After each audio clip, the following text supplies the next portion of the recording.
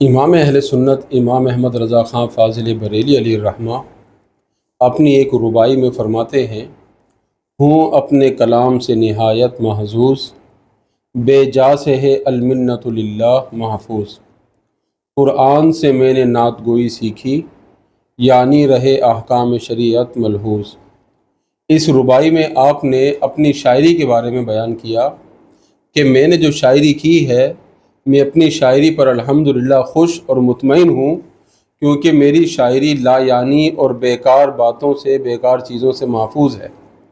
اور ایسا کیوں ہے؟ کیونکہ میں نے قرآن سے نعت گوئی سیکھی ہے، حضور کی تعریف کرنا یہ قرآن مجید سے سیکھا، اور اسی وجہ سے میری شاعری، میری نعتیں یہ شریعت مطہرہ کی حدود میں ہے، شریعت مطہرہ کی حد سے باہر نہیں ہے۔ یہاں امام اہل سنت فاضل بریلی علیہ الرحمہ نے یہ بتا دیا کہ میری جو شاعری ہے یہ قرآن و حدیث کے مطابق ہے۔ اور واقعی جب ہم امام اہل سنت فاضل بریلی علیہ الرحمہ کی شاعری کو دیکھتے ہیں تو اس کو قرآن و حدیث کے مطابق ہی پاتے ہیں۔ مثال کے طور پہ ناصح، نصیحت کرنے والا، اس کے بارے میں مختلف شعراء نے اشعار لکھے اور ناصح کو ایک عجب انداز میں پیش کیا، یعنی کئی شعراء نے تو ایک تحقیر آمیز انداز میں پیش کیا۔ مثال کے طور پہ کسی نے کہا، ناصحہ مت کر نصیحت، دل میرا گھبرائے ہے، اس کو دشمن جانوں ہوں جو مجھے سمجھائے ہے۔ اب یہاں ناصح سے بیزاری کا اظہار کیا۔ اسی طرح اکبر الہ آبادی نے تو اور زیادہ بیزاری کا اظہار کیا اپنی شاعری میں، کہا، سر بھی کھا جائے گا ظالم، جان بھی کھا جائے گا، سخت مشکل ہے کہ ناصح میرا مہمان ہو گیا، یعنی نصیحت کرنے والا میرا مہمان بن گیا، اب یہ نصیحت کر کے میرا سر بھی کھا جائے گا، میری جان بھی کھا جائے گا۔ اسی طرح اگر ہم مرزا غالب کو دیکھیں تو مرزا غالب بھی نصیحت کرنے والوں کے بارے میں اشعار کہتے ہوئے نظر آتے ہیں، یہ کہاں کی دوستی ہے کہ بنے ہیں دوست ناصح، کوئی چارہ ساز ہوتا، کوئی غم گسار ہوتا۔ اور ایک جگہ مرزا غالب نے کہا، حضرت ناصح گرائیں دید او دل فرش راہ، کوئی مجھ کو یہ تو سمجھا دو کہ سمجھاویں گے کیا۔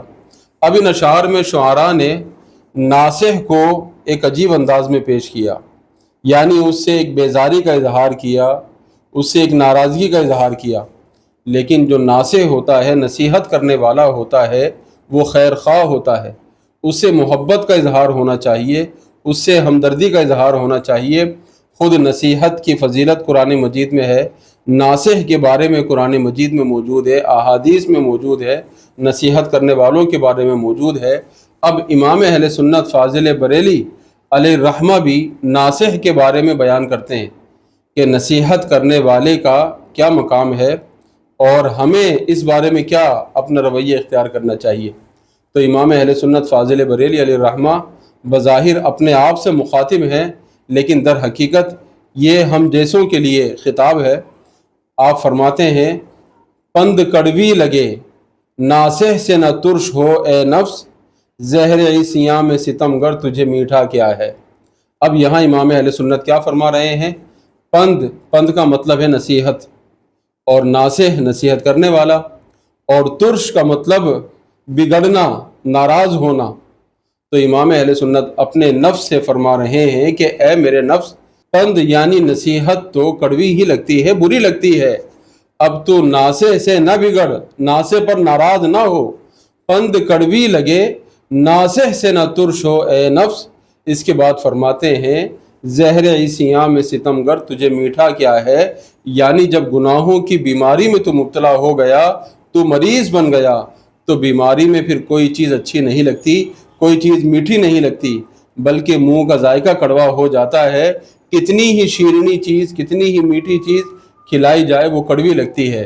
تو خلاصہ یہ ہے آپ کے شعر کا، اگر کوئی نصیحت کرنے والا تمہیں سمجھا رہا ہے اور اس کی بات تمہیں سمجھ میں نہیں آ رہی، تمہیں بری لگ رہی ہے، تو تم نصیحت کرنے والے کو برا نہ کہو، بلکہ یہ دیکھو کہ جو گناہوں کی بیماری تمہارے اندر ہے، اس نے تمہاری سوچ کو بگاڑ دیا، خراب کر دیا، اس لیے تم نصیحت کرنے والے کی نصیحت کو نہیں سمجھ پا رہے۔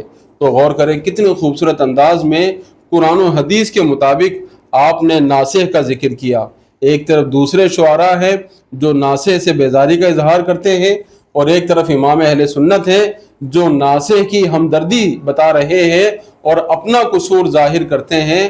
پند کڑوی لگے ناصح سے نہ ترش ہو اے نفس، زہر عیسیاں میں ستمگر تجھے میٹھا کیا ہے۔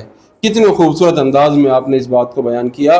واقعی اگر ہم امام اہل سنت فاضل بریلوی علیہ الرحمہ کے اشعار کو دیکھیں تو آپ کا ایک ایک شعر قرآن و حدیث کے مطابق نظر آتا ہے، شریعت مطہرہ کی حد میں نظر آتا ہے، اور ایسی شاعری آپ نے کی ہے کہ آدمی جب اس کو پڑھتا ہے تو دل میں محبت رسول بڑھتی چلی جاتی ہے۔ اور پھر آپ یہ اعلان کر رہے ہیں کہ اگر کوئی شخص یہ کہے کہ بھائی شریعت کا لحاظ بھی ہو اور شاعری بھی ہو، ایسا تو نہیں ہو سکتا، بڑا مشکل عمل ہے، یہ نہیں ہو سکتا، تو آپ نے اس بات کو بھی اپنے شعر میں بیان کر دیا۔ آپ فرماتے ہیں جو کہے شعر و پاس شرع دونوں کا حسن کیوں کرائے، لا اسے پیش جلوہ زمزمائے رضا کے یوں۔ آپ یہ فرماتے ہیں کہ جو شخص یہ کہتا ہے کہ شعر و شاعری بھی ہو، شریعت کا لحاظ بھی رہے، یہ خوبصورتی کیسے آ سکتی ہے؟ تو فرماتے ہیں کہ اسے پھر احمد رضا کی شاعری کی طرف لے کر آؤ اور دکھاؤ کہ اس طرح شریعت کا لحاظ رکھا جاتا ہے اور اس طریقے سے شاعری کو بیان کیا جاتا ہے۔ تو واقعی امام اہل سنت فاضل بریلوی علیہ الرحمہ نے جس فن پر قلم اٹھایا، آپ نے اپنے آپ کو منوا لیا۔ اسی لیے کسی نے کیا خوب کہا، ملک سخن کی شاہی تم کو رضا مسلم، جس سمت آ گئے ہو سکے بٹھا دیے ہیں۔